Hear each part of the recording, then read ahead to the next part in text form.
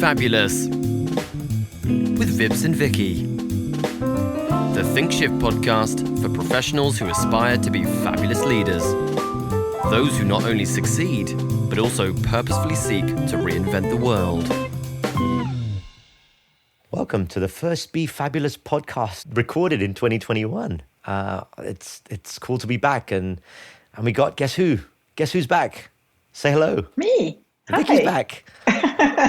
Vicky's back. You know, I realize you haven't been on a podcast since your trip. I took my wonderful sabbatical and then disappeared into the ether, Vips, and it's all gone horribly wrong since then. That's right. You see, when you could disappear into the ether, COVID gets worse, the world falls apart. But now you're back, so everything will be happy and good again. We're back, Vips. Okay, we also have another guest today. I'm gonna introduce him. I'm gonna have him say hello. Sean Beard is back on again for the second time. He was on previously, and he talked to us about sustainability and recycling in particular. And I happen to know that he's working on several entrepreneurial ventures in that space, and more to come on that. However, because that wasn't challenging enough for Sean, he and his wife, AJ, have also started a nonprofit, and the nonprofit is called Minus 13th. So Sean, tell us a little bit about Minus 13.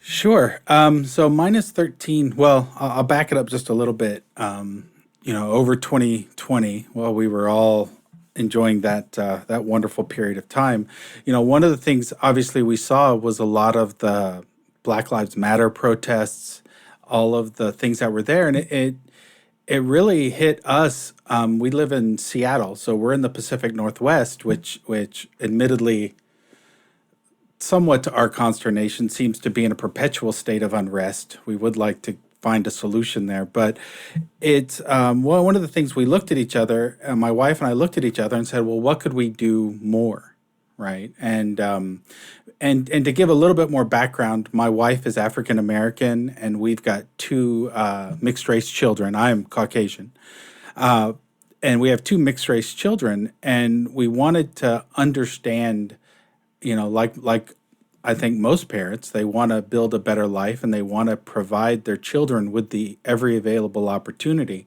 And we started thinking about what opportunities do we have that other parents don't have, and how can we do more in that space.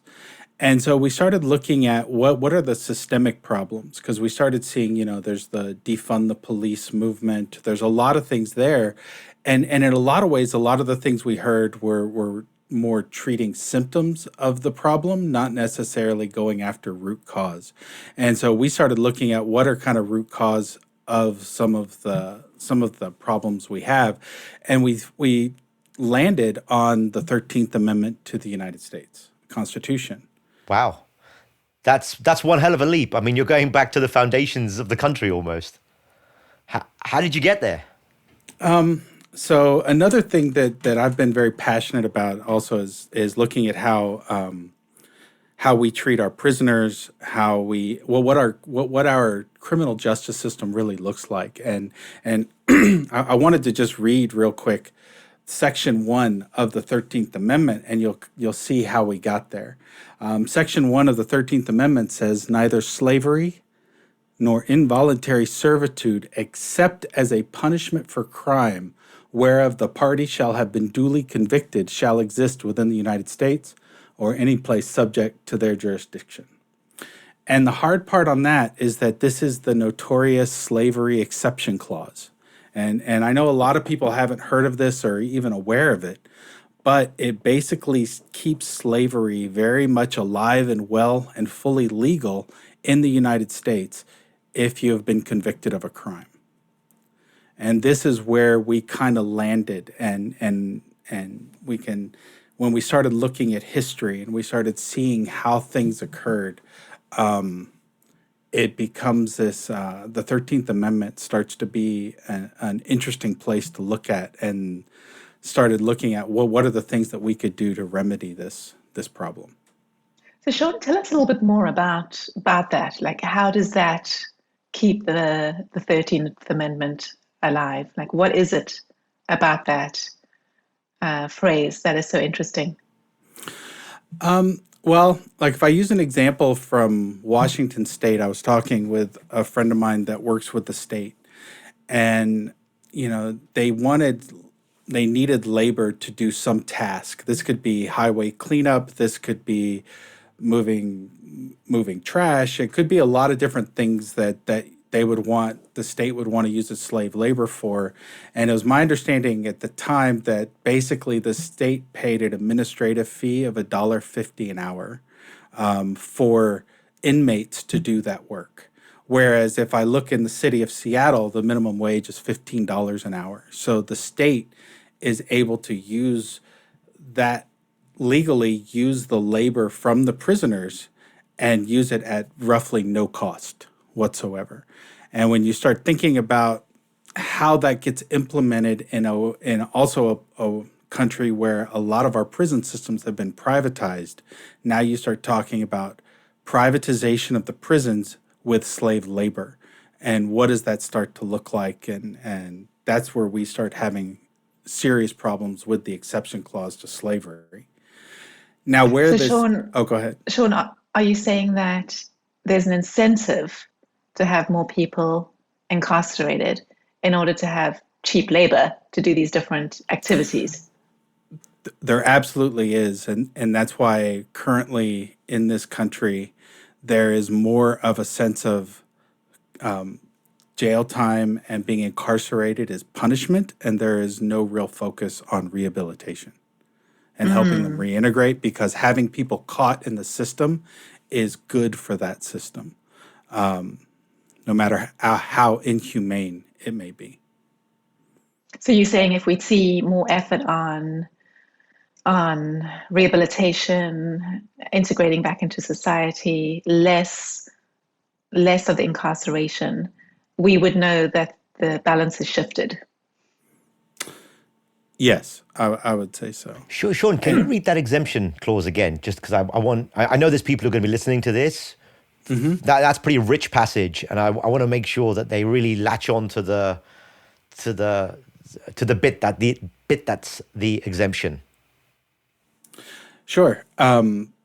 So I'll read the whole sentence again, because the exemption is actually the majority of the amendment itself. But neither slavery nor involuntary servitude, except as a punishment for crime, whereof the party shall have been duly convicted, shall exist within the United States or any place subject to their jurisdiction. So slavery is fine if you're convicted of a crime. Yeah, and so make it easy to convict for crimes, and then you've got your workforce. Correct.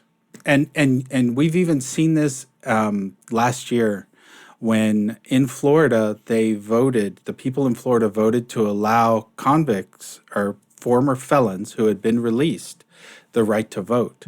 And so in order to combat that, or because the folks within the powers that be within Florida didn't like that, they actually then imposed a fine, if you will, on that's fine, you can vote once your bill is paid off to the state, and this is the legal fees and the cost of incarceration, and this could be $200,000 to $300,000. And so effectively, you're saying if you want the right to vote, you have to pay this amount of money that will be really hard for you to ever accumulate, and it starts to really look a lot like indentured servitude at that point in order to get your right to vote, in order to be a full citizen again. And I think that where this really starts to hit is again, if we look at I've been criticized in the past by others because I think that the one thing that the human race is really good at is being absolutely horrible to each other. And it replays this thing that this theme that keeps replaying throughout our history. And it's how slavery really gets justified. It's how we really start to think of things in terms of, people who are in slavery, they're subhuman. The words that have been used through history have been savages and heathens, and these things are very powerful concepts because once we deduce that somebody is subhuman, it helps justify the things that we're going to do to them and makes us feel better about it, as opposed to we can't do this to a human being, but we can do it to somebody who's less than, right? And we've seen that theme played out several times throughout history. And if we think about slavery in and of itself, the mechanism of it, it's typically, or it's almost exclusively been used to solve labor shortage problems. So if you have a colonizing force come to a new area to set up some level of industry, they would typically work to enslave the indigenous or the people that were already there, the conquered, if you will. But there's an interesting story around, and I've told to a couple of people, it's around Cortez's pigs, and it kind of explains how African slavery came to the Americas. And when Western Europeans first started coming to the Americas, there was an estimated 30 million or so Native Americans running around North America. But as the conquistadors started making their way into the Americas, they brought all of their diseases with them from Europe and actually decimated the populations. So that by the time the British colonists landed in the United States, there wasn't enough indigenous to enslave to solve the labor shortage problems they had in terms of crops and sending things back to England. And so that's where the African slave trade came into play, was to solve the fact that the European diseases had already done their damage against the Native Americans. And so now there was, 400,000 slaves came to the United States, 1 million went to Brazil, and I think 200,000 went to the Caribbean, all as part of the African slave trade that came through. And it was all just that same piece repeated, and we started seeing it 400 years ago, where these were subhuman, these were savages, these were property. And that's been a cultural piece that has been with us ever since. That's really deep, because you're going back. I mean, you're anchoring this to a slightly different narrative. This has always existed, almost, is the way you're describing it, and it's just reincarnated itself and codified itself in different ways through history. Yeah, it's if people can get through it, there's the book Guns, Germs, and Steel, which was a very interesting book on understanding how did Western Europe come in to conquer the known world, right? Or conquer a large portion of the world. How did that happen? And that was one of the questions that the author was approaching, but it gave a narrative that kind of showed this pattern repeat itself, whether you're dealing with Asia Pacific tribes, conquesting from one island to the next, to things happening with the Mongols and China and Asia, to the Romans, and then eventually into your Western European type cultures that come through. So let me switch gears a little bit then. So I think you've done a great job of setting the scene. So tell us a bit about Minus 13 and what it hopes to achieve and what support you have. But before we do that, I'm curious about somebody who has the opposite view. So the view you presented is super curious and interesting, and I can see all the dimensions. What if we were speaking to someone who was like, nope, that's not how it is. This is the way we need to think about incarceration. What would they be saying? So I think that what they would be saying is something around the lines of, people need to be punished. They need to have their rights taken away when they commit a crime and they go to jail. And so because of that, their slave labor is part of the penance they must pay back to society in order to get back in, or in order to pay off whatever crime they committed. And so the one comment I would then make to them also, and this is a bit of a tangent from Minus 13, but is we as a society, whenever you commit a crime, if you are a felon, if you are a convicted felon, we as a society will tend to make you pay for that crime for the rest of your life. Mm-hmm. There is when you come out of prison, you're not on parole. effectively your slate is clean with the state. You have done your time. We will not let people. We will not let people move on from that. You see it in, there's certain areas. There are applications for a job where it has the have you been convicted of a felony in the last 5 years, right? That's a very discriminatory practice. There's things like if you ask any company, you go to the HR department and say, what is your policy on hiring felons? On people who have served their time, they're not under parole. They're in that clean slate. A lot of times you'll get, well, it depends on the crime, right? And it depends on, there's a lot of things that they'll answer, but effectively, if somebody is working side by side with somebody who is a convicted felon, asking people, how do you feel about that? Are you going to discriminate against them because of a mistake that they made, right? And so that would be a problem with saying that they need to pay their penance, because as a society, as a culture, we're going to make them pay for the rest of their lives for it, and that's probably a whole other. And so if I take the lens of it from, use the HR department, HR policy land, if I take that perspective, then you're protecting organizational risk. You have a duty of care to the rest of your employees who have not been convicted of a crime. Correct. And so I can see why you'd have equally strong arguments against employing ex-convicts. Agreed, because I think we run into that issue as well because we don't have the support.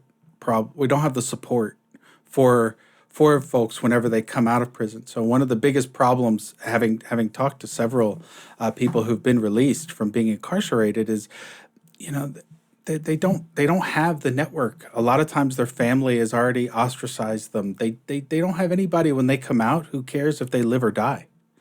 And so we don't give them the support that they need to reintegrate. We say, hey, guess what? You're free. Go enjoy yourself, right? But we don't give them much in terms of how do you actually get a job? Who's going to advocate for you when you've got these cultural barriers that are there?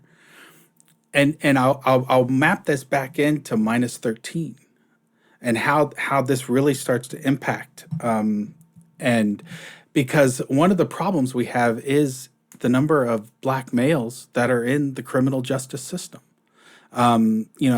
Black Americans or Black males in the United States, they account for about 7.5% of the total population, but they account for 35% of the total prison population. And I want just let those numbers sink in terms of the disparity in people that are in the male populations in prison. And we can map this back to the 13th Amendment, because right after the 13th Amendment was passed, after the emancipation of the slaves, all of a sudden you have these things pop up in the South called the Black Code, which were all these laws that suddenly started getting broken by the newly freed Black slaves. And most of them didn't even know they were breaking the law at the time. But this was a way that the powers that be could control this new group that has just come out of, that has just been freed. And in a lot of ways, it's how they work to control the voting bloc, because Black males suddenly now are full citizens, and they had the ability in 1865 and beyond, they had the ability to control the voting bloc. And so you start seeing the way the political parties behaved at the time was all around, how do I control this voting bloc? And you see the Black Code come out of this, which is a precursor to Jim Crow laws. And you start seeing, all of a sudden, you start having prisoners now, people being duly convicted of a crime, as the 13th Amendment says, that is then thrown back into this world that they just came from, but they've also lost their ability to vote. And so this is where Florida and the people of Florida voting to allow their convicts the ability to vote. This is where a lot of those things came from, because once duly convicted, they'd lose their ability to vote, and they were able to control that voting bloc. And the biggest, and as you start seeing this evolve culturally within the United States, you look in some of the advertisements from the early parts of the 21st century. I mean, black males were used to criminalize or really kind of be the example of what not to do, of bad behavior, right? If you look at the way marijuana, for example, was criminalized, they used black males saying, hey, they're going to smoke dope, listen to their jazz music, and rape white women, right? This is how it was used to criminalize it, using that behavior. And this continued cultural reinforcements, what was the Disney movie Song of the South, which is so racist they won't even put it on Disney Plus, or the crows in the original Dumbo. And this is indoctrination of children at this point, where they're starting to see these stereotypes, and they're starting to see how black people are less than human. So it allows them to get away with all the nasty stuff that we've seen happen just in the 20th century and even in the 21st century, where people feel like it's justified. And so minus 13 is there because we look at this exception clause as part of the problem, as the thing that is enabling that behavior. And so if we can eliminate that, then we can start to we can have more of a conversation about how we really reach a point of equity amongst all people. And because as long as we treat our prisoners this way, especially as long as we see it divided so heavily down racial lines, it's just not going to happen. And thankfully, my wife and I also have seen the cultural shifts that are starting to happen. I mean, we are a first generation after the civil rights movement, and so we are hopeful that we are part of how we can get us to the next stage of this conversation. Do you see that? Do you see that, Sean, like part of an incremental effort to carry the baton on for the next generation, or do you see it part of this is a moment in time for a seismic change? I'm very curious as to how you see that. I honestly see it as a way to carry on the baton and pass it on to the next generation. It was really interesting. The thing I always loved, one of my favorite speeches by President Obama was his farewell speech, actually. Which I know sounds weird, and it's not because I was glad to see him leave. It was just because of the way he described how his daughters were going to see racism, how he was explaining how our children are not going to see race the same way that we see race, right? And I think it's amazing to see, because ever since my daughter was born in 2011, more than 50% of all children born in the United States have been mixed race. So it's starting to, breed, if you will, this kind of thought and this culture out of existence. And it takes 3 to 4 generations, I believe, for that to really happen. I mean, if we think about from emancipation of the slaves to the civil rights movement was almost about 100 years. So we could say it's 3 to 4 generations to get to that point where we could have legislation. And now my wife and I are benefited from that legislation. And so now we'll see that sort of evolve over. So I think by the time we get to my grandkids or great grandkids, that I think the definition of how we think about race today will be something very different than what it is now. Sorry, go ahead, Vicky. Go ahead. Okay, so I was thinking about the 13th Amendment exception, and your goal was minus 13 to remove the exception, if I understand you correctly. Is that correct? It is. It's that's almost the penultimate goal, but the way we're looking at it right now is we're looking at it at the state level on making it. There are currently 3 states who have made it illegal. Have kind of closed the loophole for themselves. Nebraska, Colorado, and Utah have all closed this loophole for themselves. And so we're targeting the state level first. State level. Okay. So if the loopholes are closed, can people still not be incarcerated and the same problems exist? So if the 13th Amendment exception is eliminated and it's dealt with at the state level, I can see the value in that, but I'm curious, how would that change behavior? Can people still not continue to be incarcerated and kept in the system even without that? I would say it would be a step in that direction, but it's not going to solve it. I think it's going to help us get on the right path to, I think the first step for us is to treat them as people and to treat them as human beings, not something less than human beings. Human beings that made a mistake somewhere along the way. And I think we can all say that we've made mistakes, and that. But it's really about giving them not allowing them or removing the incentives to keeping them in the system. I think we need to get the privatization of our prison systems out of there as well. But that's another topic. That's a different topic. But. So the 13th Amendment exception is like the final piece of a large behavioral change that needs to happen, starting with belief systems. Yeah. Okay. It's also a powerful symbol, though, the way I read you. It's also a very powerful symbol because it kind of removes cross tensions baked into, in this case, the Constitution. Mm. It does. It does. I've often said that the problem with the 13th Amendment is it's not the 3/5 compromise, but it's still of that ilk, that we're still allowing the behavior in some form or fashion. And so I think if we can get rid of all the barriers. I mean, to go to even a meta level, the way my wife and I kind of view the world is we want to do this because we believe that, the role of the government should be to provide an opportunity for every person to achieve their highest or fullest potential. And the things that we want to do is remove the barriers that prevent that.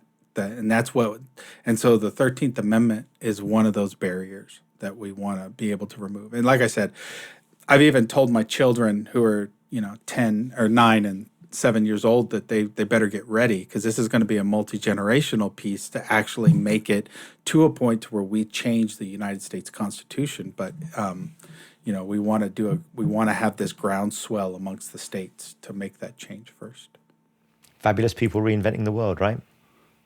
Sean, just on that, who have you got as part of this? Like, what support do you have? I guess two parts of the question: what support do you have? What support do you need?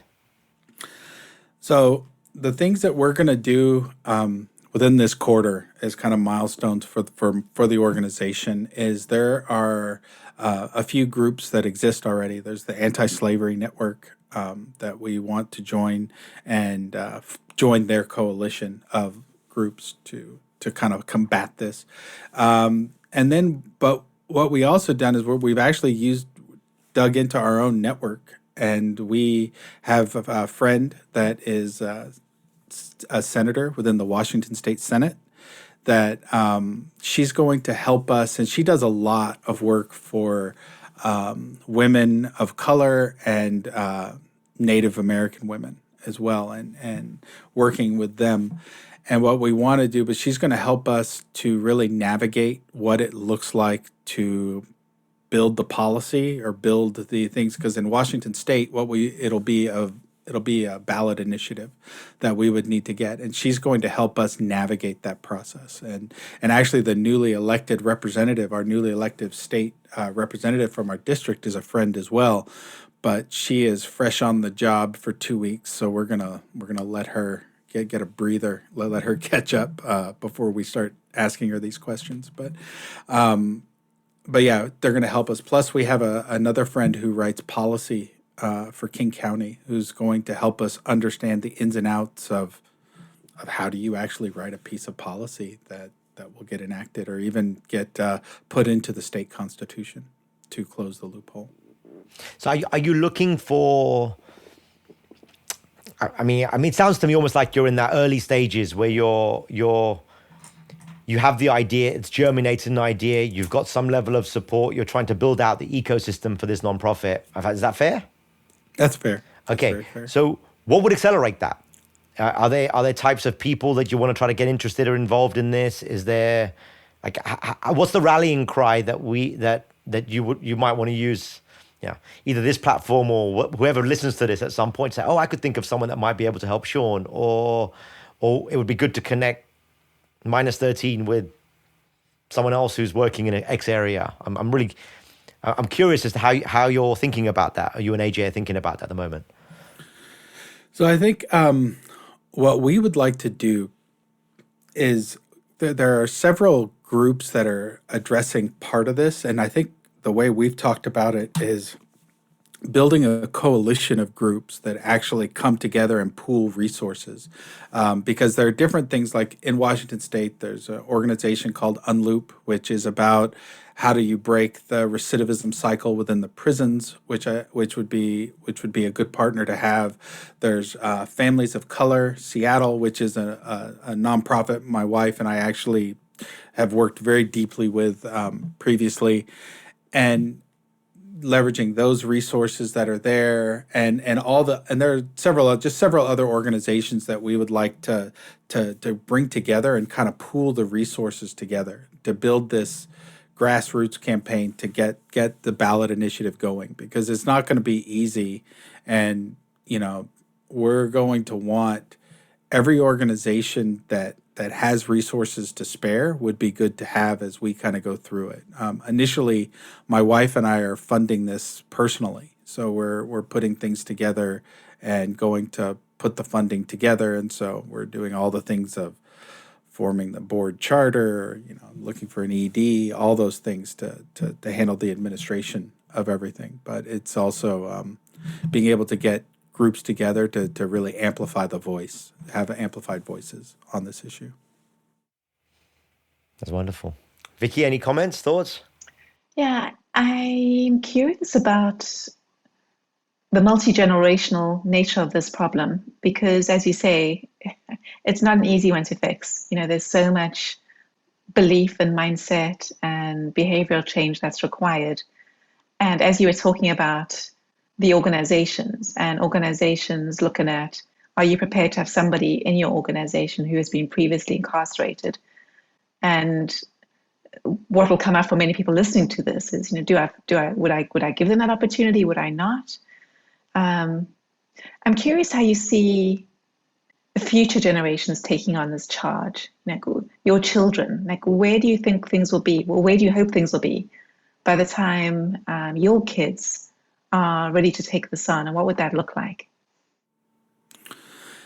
So what I would love to see, and I equate this, there was a book I read when I was really young called You Can't Eat Peanuts in Church, and other little known laws, right? A lot of these laws actually came out of the last pandemic. There was a lot of laws about spitting on the sidewalk, and all these laws are still on the books. So they're very much still there.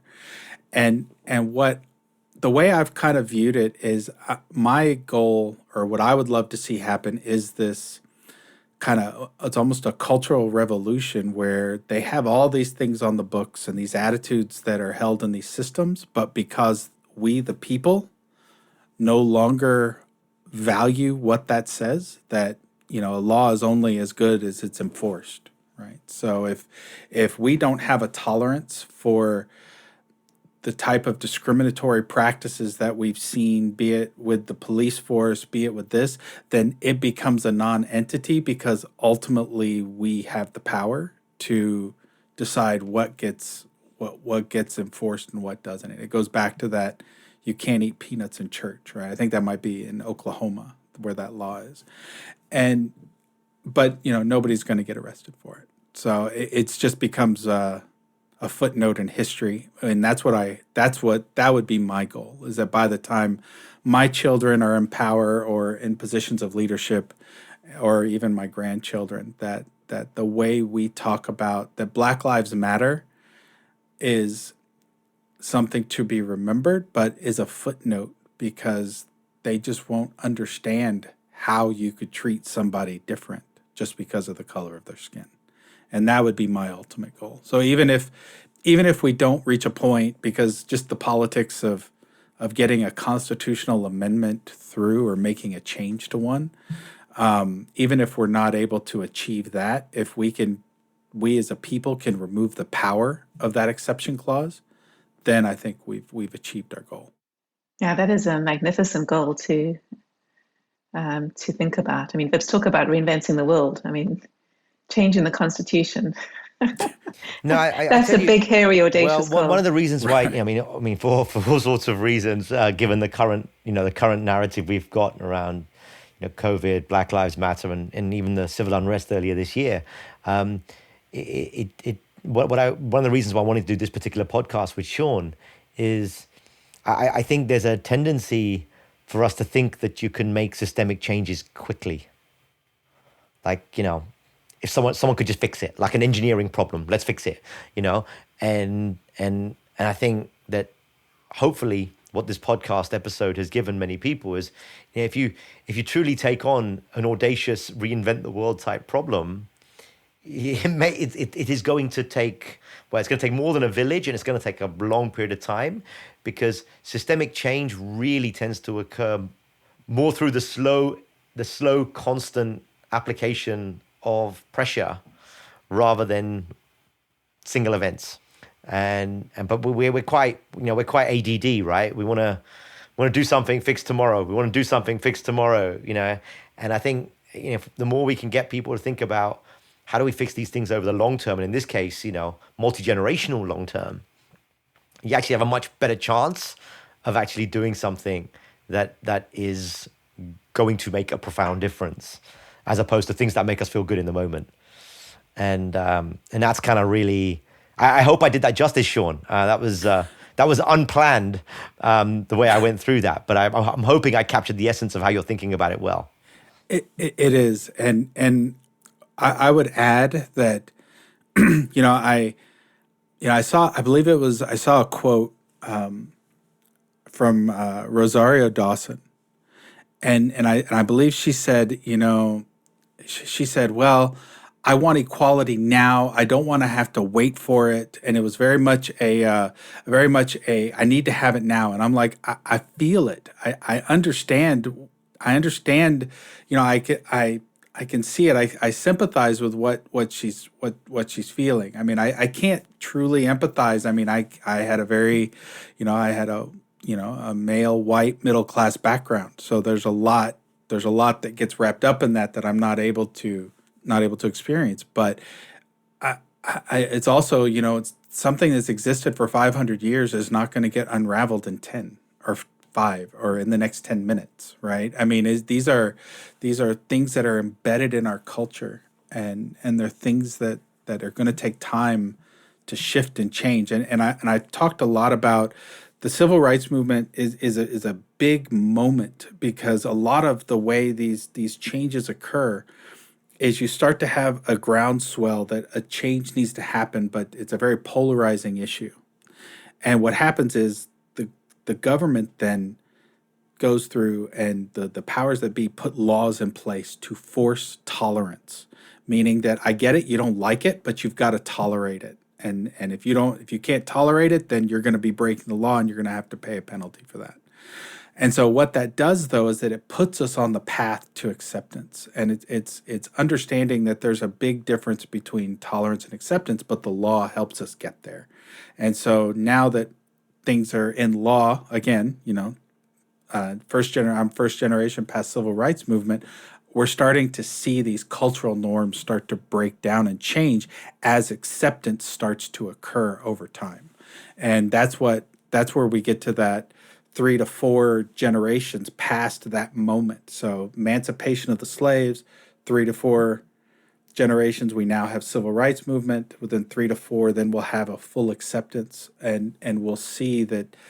I think we'll see that it doesn't that the way like President Obama said, the way we see race today is not the way we'll see race then. But I do want to follow that up with, and this is why things like Minus 13 and Black Lives Matter and these groups are important. It's not an excuse to take your foot off the gas pedal. It's not an excuse to not be vigilant. It's not an excuse to fight injustice. It's like MLK, Martin Luther King Jr. said, and I hope I don't destroy this quote, but it's injustice. It's the one where it's injustice anywhere is injustice everywhere, or something along those lines. And please look that up for me, because I know I didn't do it justice. I didn't do it right, but it's that thing where we've always got to be vigilant of where the darker sides of human nature is. I think I have the quote. There. So let me try to save you and tell me if this is the quote you were thinking of. Injustice anywhere is a threat to justice everywhere. We are caught in the inescapable network of mutuality, tied in a single garment of destiny. Whatever affects one directly affects all indirectly. And that was from a letter from the Birmingham jail. That is correct. That was the quote. So thank you for saving me on that one. I'm not sure if I want to continue with this. It's like you end with a MLK quote, and I can't top that. So let's call this podcast a wrap. Thank you so much, Vicky and Sean, and welcome to 2021, which hopefully will be better than 2020. Thank you, Vips. Thank you, Sean. Thank you very much. Thank you, everyone, and be fabulous.